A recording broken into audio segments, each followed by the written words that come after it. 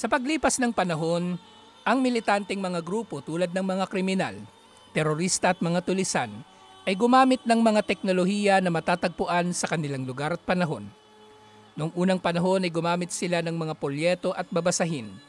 Nang nauso ang iba pang media tulad ng cassette tapes, cellphone at iba pa ay ginamit din nila ito. Ngunit ngayon talaga sila pinakanamayagpag sa panahon ng internet.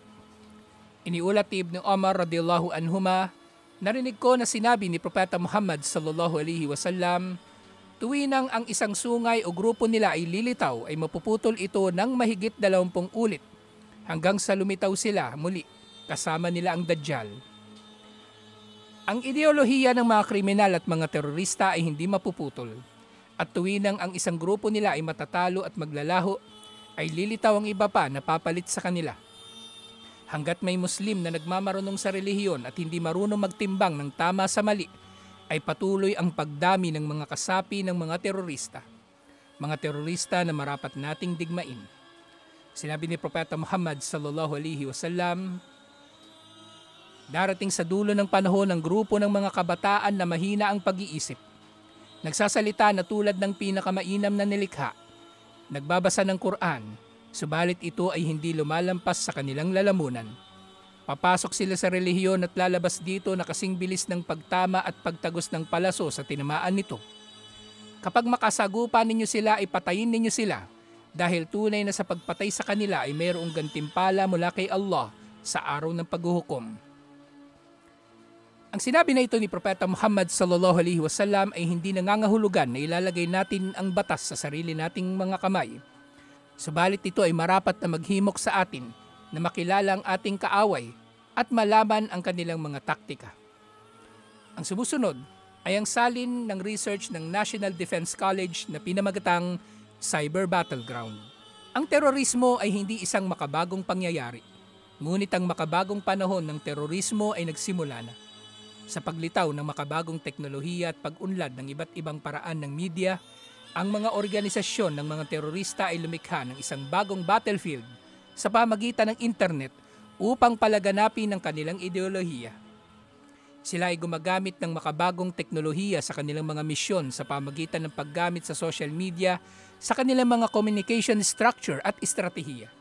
Dahil dito, ang mga terorista ay may kakayanan na magkaroon ng mas malaking presensya upang makipag-ugnayan sa kanilang mga tagasunod at tagasuporta, upang sanayin ang kanilang mga kasapi, magpalaganap ng kanilang propaganda sa kanilang target audience at makahanap ng mga bagong kasapi saan man sa mundo.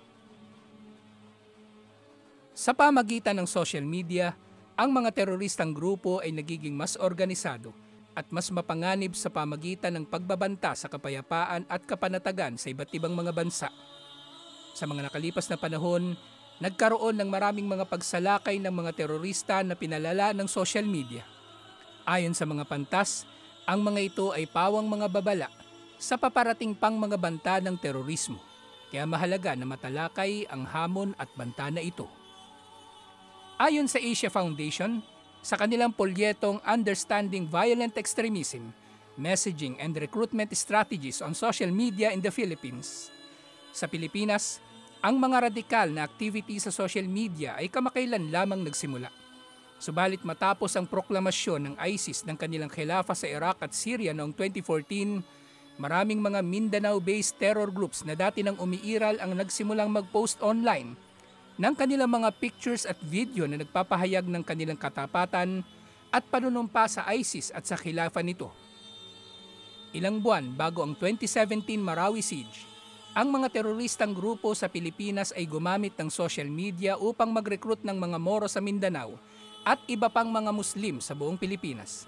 Ito ay sinundan ng kanilang sistematikong paggamit ng online media upang magpakalat ng mga impormasyon tungkol sa napipinto nilang pagsalakay.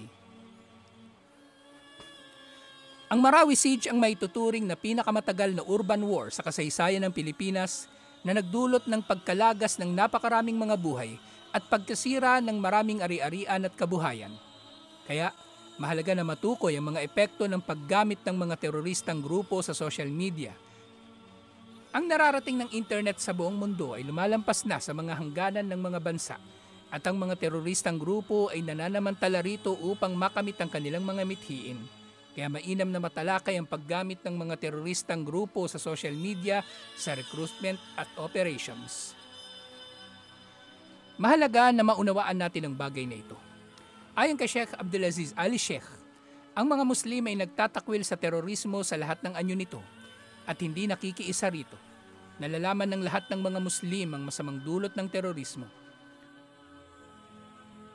Kaya, dahil sa paglaganap ng paggamit ng internet ay marapat lamang na manatili ang mga Muslim, hindi lamang sa pakikibaka sa mga terorista sa pamagitan ng sandata. Marapat lamang din na paigtingin ng mga Muslim ang kanilang digmaang ideolohikal laban sa kanila sa pamagitan ng pagpapahayag sa katotohanan.